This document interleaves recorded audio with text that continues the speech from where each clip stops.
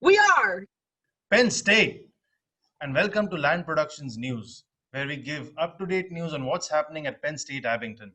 My name is Nimai Nanganuri, and I'm Renasia Purvis. and in this week's top story, it's the 11th week of the semester. Exams, assignments, and homeworks are piling up. Whether you struggle with procrastination and want to create more structure in your schedule, or you have to juggle a lot of responsibilities and want to manage your time better, the Center for Student Achievement can help you strengthen your time management skills and set you up for success. When is the event, you ask? Today, November the 2nd, from 12:15 to 1:15. You can find the Zoom link on Engage. Go sign up for it now. We'll make sure you guys sign up if you have time. Learning effective skills to manage your time can really help you be more successful in your academics. Now we will turn it over to Cliff with this week's interview. Thanks, guys. I'm here today with Elliot Copeland, the SGA, the Student Government Association President. Elliot, how are you today? I'm good. How are you today, Clifford?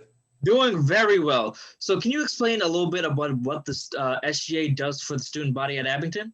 Sure, yeah. SGA Abington is the voice of students to faculty, staff, administration, and the outside world. We represent and we advocate for changes that the student body wants to see. For instance, right now we're working on a bill to implement free menstrual products in all of the women's and the non-gender bathrooms on campus. And we're working to help support the student body especially right now through the COVID-19 pandemic. Yeah, that's great work that you guys are doing. So election day is coming up, and you are, the SGA president. So are there any things that the SGA as a whole is doing to help students to be able to vote on election day, November 3rd? Yeah, absolutely. So election day is tomorrow, Clifford.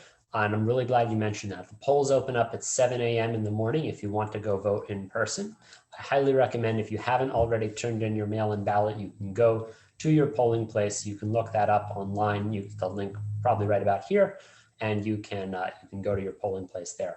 The University Faculty Senate recently passed an amendment to the excused absence policy, where if you need to go and miss class in order to vote, the professors, you're strongly encouraged to give you off for that absence, just like you would take off for a doctor's visit, for a religious holiday.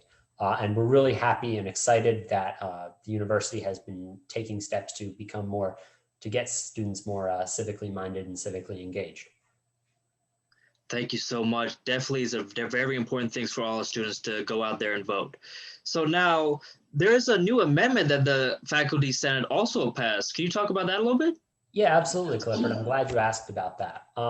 On Thursday, the University Faculty Senate voted in a special meeting to reapprove the alternative grading system. You sophomores especially might remember this from the spring semester. It's basically saying, hey, look, we recognize there is a pandemic going on. It's affecting students' mental health, and we're going to give alternative grading options to students. The full details haven't quite been released yet, but we're expecting that's going to look pretty similar to how it was passed in the spring. Thank you so much. The alternative grade will definitely help a lot of students, and it's a great opportunity for our students to, get better at their gradings. Thank you so much, Elliot. Yeah, thank you, Clifford. Just recommend everybody, if you want to get updates about what's going on campus and what is happening to help support student life, you can follow us on Instagram, Twitter, Facebook, and Snapchat. Clifford, I'm assuming you're going to put the links in here? Oh, definitely, of course. All right. Thank you very much, Clifford. Thank you very much, Elliot. Back to you guys. Thanks, Cliff. And now we have John with this week's good news story. Hello, everyone. This week we have a scientific good news story in the solar energy space. So there's been a design that's been found to increase light absorption by 125%. And this was found by researchers at the University of York. And this is great news. So it adds depth to the design. And this is wonderful. So great to see people innovating. All right, back to you. Thanks, John. The Office of Diversity, Equity, and Inclusion, aka ODE, will be hosting a discussion on colorism this Thursday, November 5th, from 12 p.m. to 1 p.m. Colorism refers to discrimination based on skin color and the disadvantages and privileges that people have based on the color of their skin. The purpose of the conversation is to raise awareness of this issue that has existed for centuries and to have an open discussion about how we can combat it here at Penn State Abington and how to deal with it if you're faced with it in general. If you have some free time on Thursday, I encourage you to get in on this conversation.